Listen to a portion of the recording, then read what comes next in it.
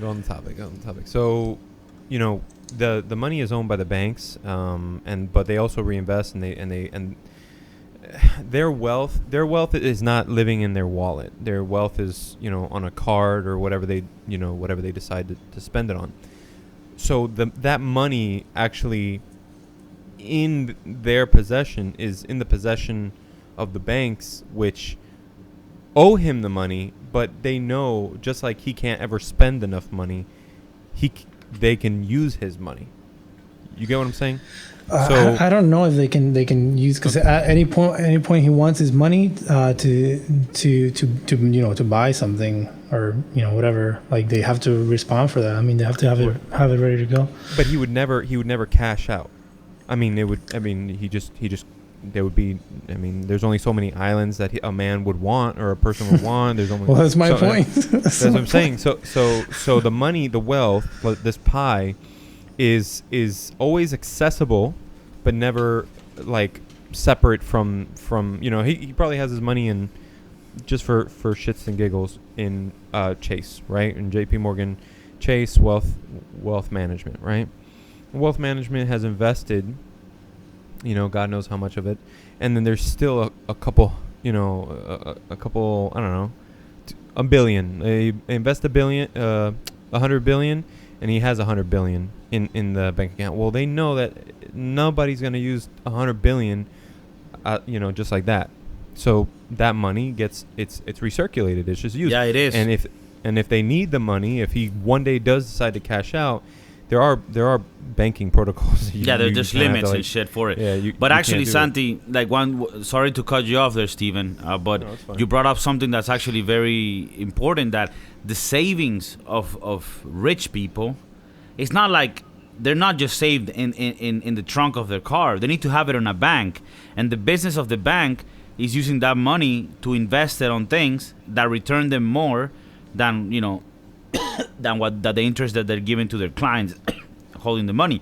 So having a lot of millionaires with a lot of savings makes it so that banks have a lot more money to loan out to the little ones. And if there's more money to loan out, they can do it at a lower interest rate because it's worth it. And that allows the smaller ones to actually make businesses. So these people being rich actually allow the ones at the bottom to grow. The thing is, a lot of times the examples that are shown is like pieces of shit that have some deal with the government, where they just making generations and generations of people rich, and that shit can be maddening to me too. But I'm not talking about that. I'm talking about the organic way of the economy, which is when there's a lot of saving, that saving gets recirculated by banks to the economy. It's not sitting there not doing anything. Okay, so yeah, I agree with a lot of what you guys said just then. But first of all, the people that have to deal with the government, that is just for a long time. Money controls the government, right? So like Amazon doesn't pay taxes. That is already a deal with the government that is just like acceptable by everyone, because we just accept it as a thing. So when you say Bezos, if he might or might not have a deal with the government is intertwined with with big corporations. That's why they get tax breaks. Okay, but let me talk about the pie again, because Steve, you said the pie doesn't. Are you getting smaller. hungry, dog? Because we could order some Domino's pizza. I just ate an arepa, bro. It's so good. Well, no, let me tell you how the pie does get smaller. The pie gets smaller with a car that is being driven for 5 years. The pie gets smaller with a computer that is no longer usable. The pie gets smaller whenever a house gets destroyed in a fire. The pie gets smaller whenever something's exported. You know what I'm saying? At a bad trade deal or whatever. So your pies are national, is what I want to just be clear on. You're not talking about worldly pie. I'm talking. We're talking about. But you could talk about that too, and that also will apply also to that. The pie, I'm talking about one single pie, the one pie that we can control, which is the American economy. That's why I call it just one pie. There's not. In my metaphor anyway, it's just one pie, the American economy. That pie can grow and shrink as it goes, and if it shrinks and someone's piece gets bigger, then that person took from everyone else's resources. Now you guys were talking about how the money works in the banking system and all this. You're assuming that those 200 billion are cash or fiat or whatever.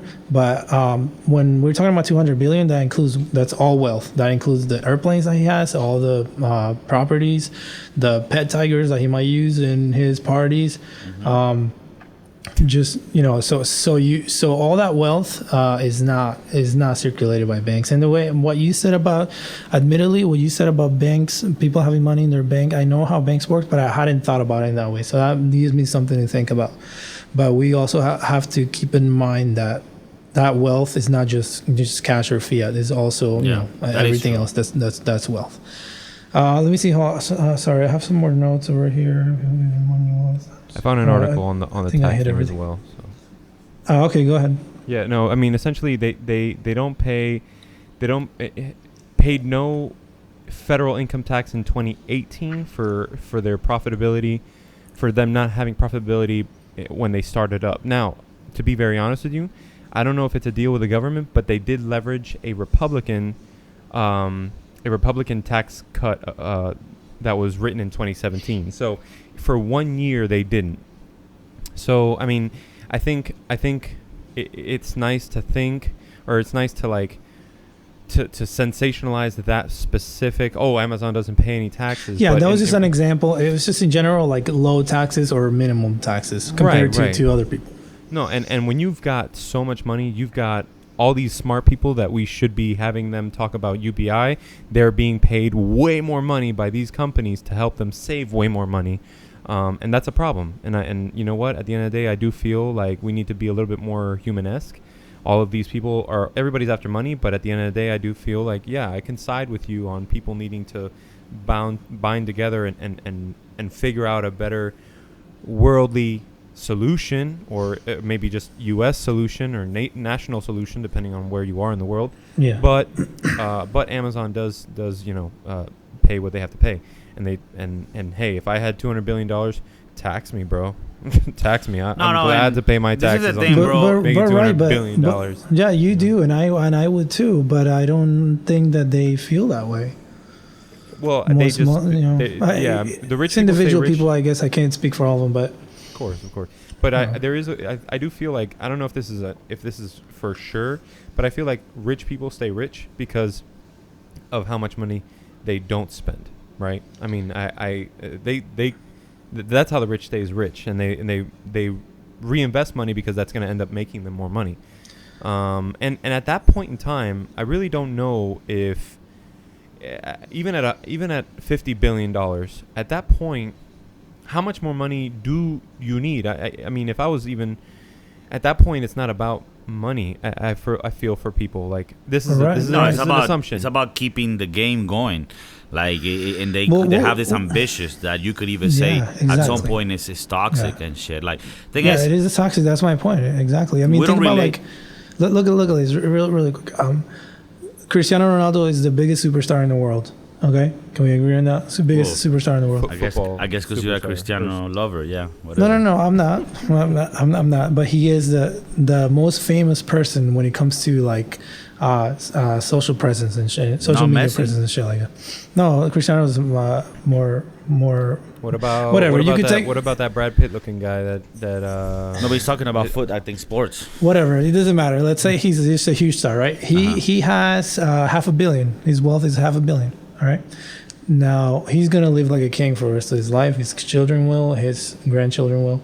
So think about just like this person who is just so incredibly rich, incredibly rich. They only have $500 million, bro. You have Bezos with 200 of those fucking things, man. Yeah, but Cristiano Ronaldo only kicks a ball in a net. No, it doesn't matter what you're. I'm not talking about what your work is worth. I understand that. Yeah, that should be linked to what you're worth, right? Let him finish. But it's not what I'm talking about. I'm saying Cristiano Ronaldo is what he's worth, and I would even argue that if you might want to argue that he's worth less than that, but it's not up to you. It's up to supply and demand. So Amazon is worth that, but the point is not about who is worth whatever. The point is how much money do you need? And Yeah. how much money